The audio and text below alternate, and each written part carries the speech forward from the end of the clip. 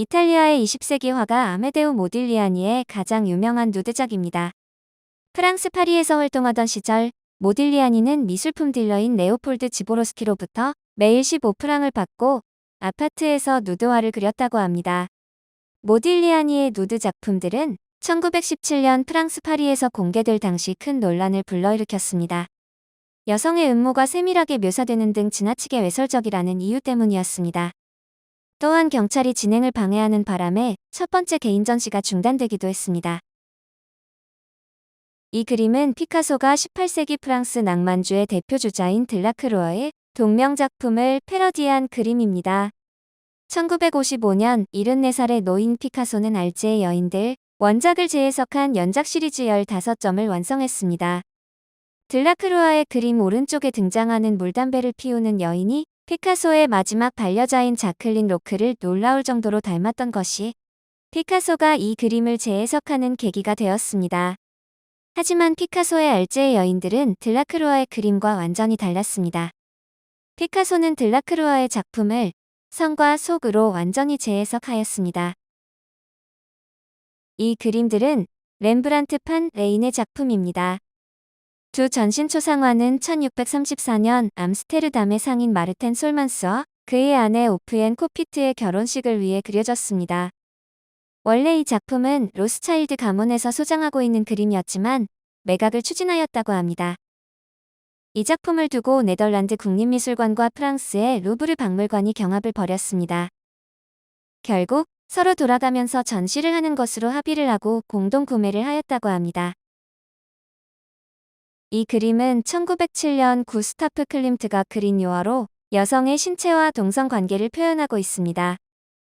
클림트는 주로 동물을 의인화하고 여성으로 변신시키는 작품을 만들었습니다. 제2차 세계대전 동안 이 그림은 나치에 의해 도난당했었고 최근에는 작품에 대한 소유권 분쟁으로 논란의 중심이 되었습니다.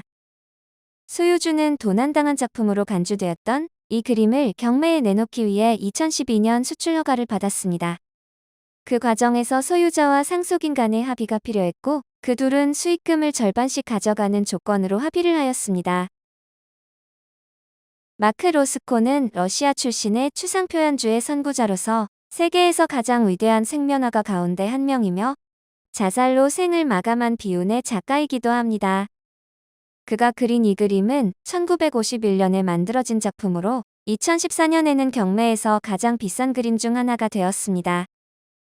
부비의 사건에 연루된 작품들 중 하나로 딜러가 작품의 원래 비용을 허위로 표시하고 이후에 과도한 비용을 청구함으로써 고객을 속였다고 합니다. 잭슨 폴록의 대표적인 추상표현주의 그림으로서 페인트를 떨어뜨리는 드리핑 기법이 사용되었습니다. 1947년 마루바닥에 편 화포 위에 공업용 페인트를 떨어뜨려 창안한 드리핑 기법은 하루아침에 그를 유명하게 만들었습니다. 드리핑 기법으로 완성된 그림은 어떠한 형체도 보이지 않고 마치 실타래가 엉킨 듯한 물감 자국만이 남는다고 합니다. 이러한 방식으로 작업하는 그의 모습이 담긴 사진은 후대의 액션 페인팅이라는 이름으로 알려졌습니다. 이 그림은 유명한 헤지펀드 매니저인 케네스 그리핀이 소유하고 있으며 2015년 9월에 2억 달러를 주고 구입했습니다.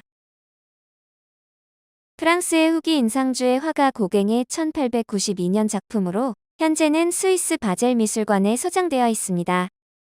이 작품은 고갱이 복잡한 도시 파리를 떠나 타히티에서 생활하면서 그린 그림입니다. 그는 사람과 미술을 포함한 유럽의 모든 것이 점차 부패하고 있다고 느끼기 시작했고 유럽의 문명사회로부터 벗어나 평화를 찾기를 갈구했습니다. 작품에는 검게 그을린 피부에 두 여인이 화면 가득 위치하고 있으며 배경에는 타히티의 풍경이 묘사되어 있습니다. 50살을 넘기면서 오랜 화가 생활을 해왔음에도 불구하고 여전히 인정받지 못하고 있었던 폴 세자는 이 카드놀이라는 주제를 통해 새로운 도전을 하기 시작했습니다. 그는 1890년부터 1896년 사이에 카드놀이를 하는 사람들을 주제로 5점의 작품을 그렸습니다. 파리 오르세 미술관에 소장되어 있는 이 작품은 그중 가장 완성도가 높은 작품으로 카드놀이에 몰두하는 두 사람의 극적인 대결을 시간이 정지된 연극의 한 장면처럼 연출하였습니다. 이 그림은 네덜란드계 미국인 화가 빌럼 데 쿠닝이 캔버스에 그린 추상 표현주의 유화입니다. 잭슨 폴록과 마찬가지로 쿠닝은 미국 최초의 현대 미술운동인 추상 표현주의 운동의 초기 예술가 중 한 명이었습니다. 1955년 완성된 이 그림은 쿠닝의 그림 그리는 방식에 대한 기술적 변화를 보여주는 작품입니다. 넘버 17A의 소유자인 케네스 그리핀이 구매한 작품으로 데이비드 개펀 재단으로부터 3억 달러에 구매하였습니다. 레오나르도 다 빈치가 약 1500년경에 그린 것으로 추정되는 이 작품은 경매에 나온 그림들 중에 가장 비싼 가격에 낙찰된 그림입니다. 또한 이 작품은 다 빈치의 작품 중에서의 유일하게 개인 소유 작품으로 알려져 있습니다. 르네상스 시대에 복장을 하고 있는 예수가 오른손을 들고 기독교를 상징하는 축복을 내리고 있으며 왼손으로는 투명한 구체를 들고 있습니다. 1958년 작품이 미국 소더비 경매에 올라왔는데 다 빈치의 제자 작품이라는 낙인이 찍혀 있었으며 훼손도 심했기 때문에 45파운드라는 저렴한 금액에 낙찰되었습니다. 이후 여러 전문가들이 검사를 시도하였고 확인 결과 진품으로 판명되었습니다. 그림의 현 소유자는 사우디아라비아의 현 국왕인 무함마드 빈 살만 알 사우드입니다.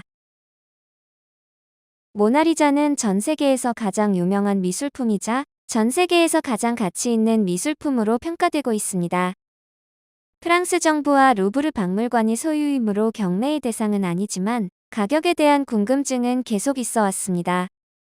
프랑스 정부는 대략적인 경제적 가치를 결정했는데 최소 약 2조 3천억 원에서 최대 약 40조 원 내외라고 발표했습니다.